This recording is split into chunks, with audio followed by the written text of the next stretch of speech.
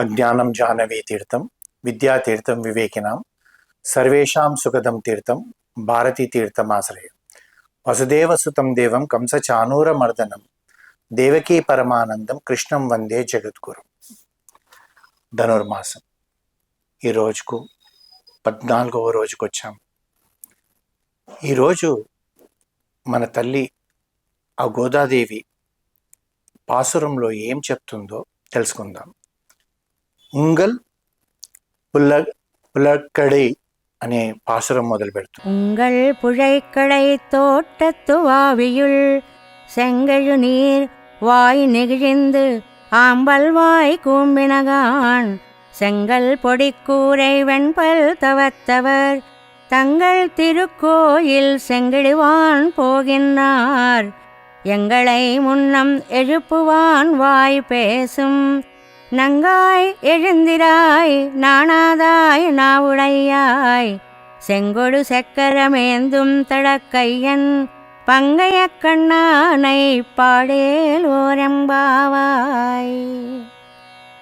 ఈ పాసురంలో గోపిక నేనే ముందు లేచి అందరినీ లేపుతాను అని అంది.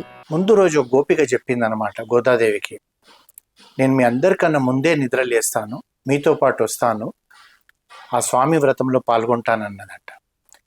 అయితే గోదా గోపికలు వీళ్ళందరూ కూడా ఈ గోపిక ఇంటికి వచ్చేటప్పటికి ఇంకా ఆమె నిద్ర లేవలే.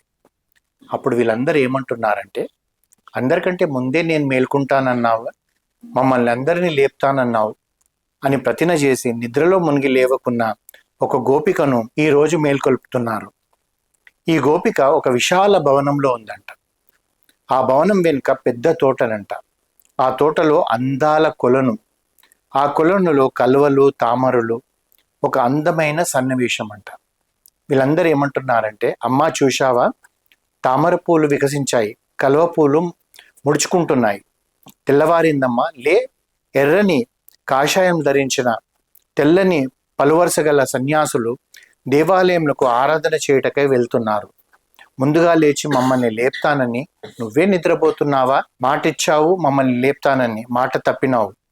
సిగ్గులేని దానా, మంచి మాటకారివే, పరిపూర్ణులారా, ఆజానుబావు పుండరీకాక్షుడు, ఆ శంకు చక్రధారి అయిన శ్రీమన్నారాయణ కీర్తిద్దాం రా అని చెప్పి వాళ్ళు నిద్ర లేపుతున్నారు.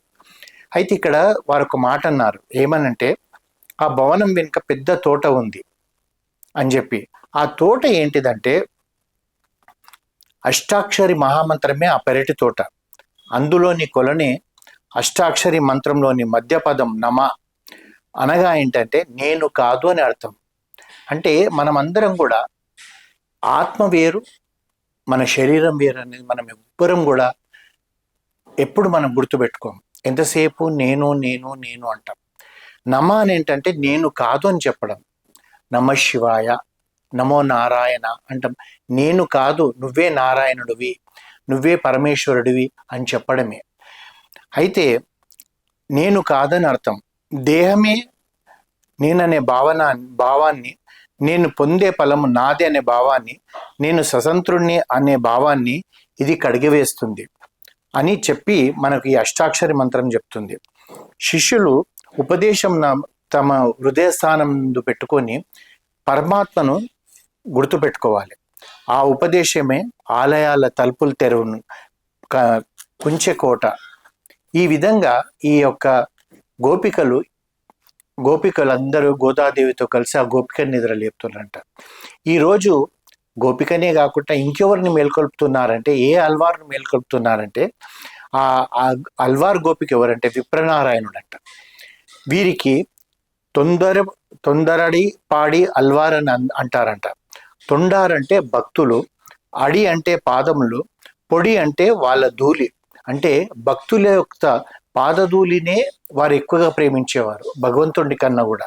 బ్రహ్మచారి నవల నుంచి వేదాంగాలన్నీ చదివి తుదకు భగవంతుణ్ణి పుష్పమాల కైంకర్యం కన్నా మించినది ఏం లేదని తెలుసుకున్నారంట. భగవంతుడికి వేదాలు చదివినాక కూడా వారు ఏం నిర్ణయించారంటే పుష్పమాలనే స్వామికి అర్పించడం. అందుగురించే కదా పుష్పాలంకరణ శ్రీ మహావిష్ణువు చేస్తే చాలా సంతోషపడతాడని మనం ప్రతి పాశురంలో చెప్పుకుంటున్నాం. అయితే దాని గురించి తను ఏం చేశాడంటే, తను పుట్టిన ఊరైన మండం గుడి అనే మండం గుడిని వదిలేసేసి శ్రీరంగం సమీపంలో ఒక పుష్పవనం అంటే ఒక పొలం కొనుక్కొని ఒక పుష్పవనం పెంచి అచ్చట తాముండి ఆ శ్రీరంగనాథునికి ప్రతిరోజు పుష్పాలను తీసుకెళ్లి కైంకర్యం చేసి భక్తి శ్రద్ధలతో చేస్తుండేవాడంట శ్రీరంగనాథుడికి. అయితే ఈ విధంగా తను ఎంతో భక్తి శ్రద్ధలతో ఉన్నాడు, బ్రహ్మచారి, ఏ రోజు కూడా ఎవరిని కన్నెత్తి చూసిన వ్యక్తి కూడా కాదు, ఏ స్త్రీని కూడా. అయితే ఈ విధంగా ఉంటున్నప్పుడు ఏమైందంటే ఒకరోజు దేవదేవి అనే ఒక వైశ్య తన ఊరు కదంబ నగరం నుంచి వెళ్తూ దారిలో దాహం తీర్చుకున్నట్టుగా ఈ యొక్క విప్రనారాయణ పుష్పవనంలోకి వచ్చిందంట. ఆవిడ ఆ దారిలో పోతుంది, ఒక వేశ్య. అయితే దాహం వేసేటప్పటికి అక్కడ ఈయన పుష్పవనం కనబడేటప్పటికి ఇక్కడ నీళ్లు దొరుకుతాయని చెప్పి అతన్ని ప్రవేశించింది. అక్కడ విప్రనారాయణను చూసేటప్పటికి తను మోహించింది. అంటే అంత బ్రహ్మచర్యంతో ఇలా మెరిసిపోతున్నాడు. ఎందుకంటే అనుక్షణం ఎవరైతే భగవత్ చింతన కలుగుతారో వాళ్ళ ఆరా అంటారు కదా, అది కొన్ని అడుగులు దూరం వరకు కూడా ఉంటుంది. అంటే వాళ్ళ పాజిటివ్ వైబ్రేషన్ 10 అడుగులు కావచ్చు, 20 అడుగులు కావచ్చు, ఆ విధంగా మెరిసిపోతున్న విప్రనారాయణను చూసి ఈ వేశ్య అతన్ని మోయించిందంట. మోయించి ఏం చేసిందంటే తాను మనసు పడ్డది కనుక ఈ బ్రహ్మచారిని 6 నెలలలో నా వాడిగా చేసుకుంటానని చెప్పి తన అక్క అలివేలితోటి పందెం కాసిందంట. చూడండి ఎట్లా ఉంటారు అంటే మన జీవితాలలో ఎప్పుడు ఏ క్షణాన ఏమవుతుందో తెలియదు. మనము జాగ్రత్తగా ఉండి ఉన్నా గాని ఈ చుట్టుపక్కల ఈ యొక్క ప్రకృతి నుంచి వచ్చే వ్యక్తులే కావచ్చు, ప్రకృతే కావచ్చు, మనకి ఎన్నో ఆటంకాలు కల్పిస్తుందని చెప్పేసి విప్రనారాయణుడు కథ మనకు చెప్తుంది. అయితే పందెం కాసి తను ఏం చేసిందో అంటే మామూలుగా వేశ్య మాదిరిగా అలంకరణతో ఉంటే అతను దూరం పెడతాడని చెప్పి ఒక సన్యాసి, ఒక విరాగికి మాత్రం ఆ వేషం వేసుకొని వినయంతో ఆ విప్రనారాయణ పుష్పవనంలోకి వచ్చి దాన్ని నిర్వహిస్తుందంట. స్వామి, నేను కూడా విరాగిని, నేను సన్యాసినే అని చెప్పి ఆ చెట్లను పువ్వులను చేయడము, ఆ పువ్వులు తెంపి దండాలన్నీ విప్రనారాయణుడికి ఇస్తే తను తీసుకెళ్లి శ్రీరంగనాథుడికి సమర్పించడం, ఈ విధంగా చేస్తూ పోతుందంట.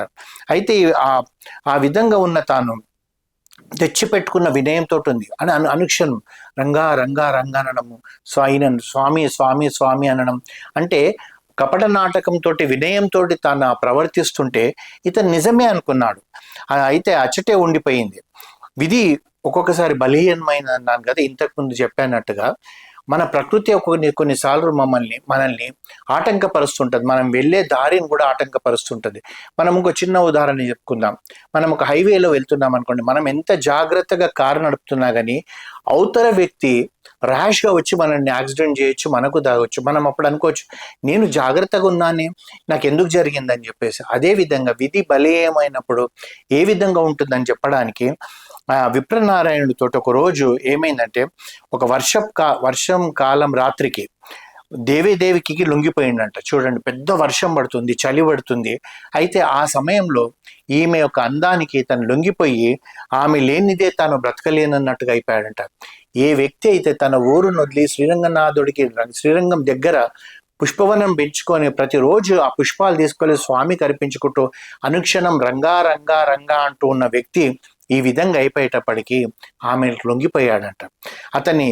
అయితే ఇప్పుడు ఏమైపోయింది, అతని మీకు లొంగిపోయేటప్పటికి ఆమెను వదిలి ఉండేటట్టుగా లేడు. అతని ధనమంతా ఏం చేసిందంటే కొల్లగొట్టింది. దేవదేవి యొక్క తల్లి మొత్తం ధనమంతా తీసుకున్నది, విప్రనారాయణను తన ఇంటి నుంచి వెళ్ళగొట్టేసింది. చూశారా ఏ విధంగా అవుతుంది చూడండి. ఎంతో శ్రద్ధగా ఉన్న ఒక అల్వార్ లాంటి వ్యక్తిని ఈ విధంగా అయిపోయేటప్పటికి డబ్బు లేదు, ఏం లేదు, వాళ్ళంతా దోచేసుకొని ఇతన్ని ఇంట్లో నుంచి వెళ్ళగొట్టారు. శ్రీరంగనాథుని అనుగ్రహం చే కొంతకాలం విప్రనారాయణుడు ప్రక్షాతాపం పొందిండంట. చీచీచి, నేను ఏమనుకున్నాను, ఏమయ్యాను, ఒక బ్రహ్మచారిగా ఉండి నేను ఆ రంగనాథుడిలో లీనమైపోవాలనుకుంటే ఈ వ్యక్తి వచ్చి నా జీవితాన్నే పాడు చేసింది కదా అని చెప్పి తాను ఎంతో చింతిస్తూ ప్రక్షాతాపం పడుతూ తుచ్చ కామం. చూడండి, ఈ కామం అనేది ఎట్లుంటుందంటే స్త్రీ పురుషుల కలయిక, ఒక్క క్షణమే, కానీ దానివల్ల ఎన్నో జీవితాలు పాడైపోతుంది. ఆ తర్వాత అది ఉంటుందా సంపద మాదిరిగా అంటే ఉండదు. అయితే అతను అవన్నీ వదిలేసేసి భగవత్ కైంకర్యం కన్నా తన శేష జీవితం అంతా కూడా వినియోగించి భక్తగ్రీ రేణువుగా పేరుగాంచిందంట. ఆయన తిరుమలే అనే దివ్య ప్రబంధంను తిరుపల్లి యోలచ్చి అనే శ్రీరంగనాథుని సుప్రభాతం రచించారంట. శ్రీరంగనాథుడికి ఈ రోజు కూడా సుప్రభాతం ఏదైతే ఆ స్వామికి ఉదయం నిద్ర లేపడానికి పాడతారో అది విప్రనారాయణుడు రచించింది. ఆ ఆరాధన సమయంలో తిరుప్పావు ముందుగా నేడును శ్రీ విష్ణు ఆలయాలలో గృహాలలో ఈ సుప్రభాతం చదువుతున్నారు. అట్టి తొండరడి పాడి అల్వార్ను ఆయనలాగా పోలిన గోపికకు నేడు గోపికలు నిద్రలేపారంట. ఈ విధంగా విప్రనారాయణులాగా ఎంతో శ్రద్ధతో ఉన్న వాళ్ళకు కూడా ఆటంకాలు ఏర్పడతాయి. మనలాంటి వాళ్ళకి ఎన్నో ఆటంకాలు ఏర్పడతాయి కనుక మనసా వాచా కర్మాన ఆ శ్రీరంగనాథుడిని స్మరిస్తూ ఈ ధనుర్మాసంలో మనం ఈ విధంగా ముందుకెళ్ళాలని చెప్పి గోదాదేవి మనకు చెప్తుంది. సర్వం కృష్ణార్పణమస్తు.